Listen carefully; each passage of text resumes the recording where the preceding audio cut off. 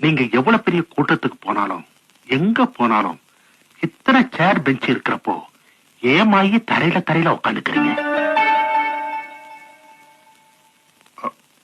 சொல்லக்கூடாதுன்னா சொல்ல வேண்டாம்.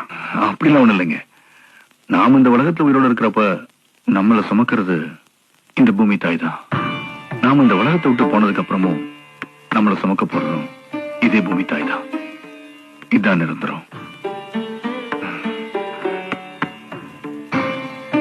மாய்க்கு நிரந்தரம் தான் பிடிக்கும். நீங்க எவ்வளவு பெரிய கூட்டத்துக்கு போனாலும் எங்க போனாலும் இத்தனை சேர் பெஞ்ச் இருக்கிறப்போ ஏமாயி தரையில உட்காந்துக்கிறீங்க.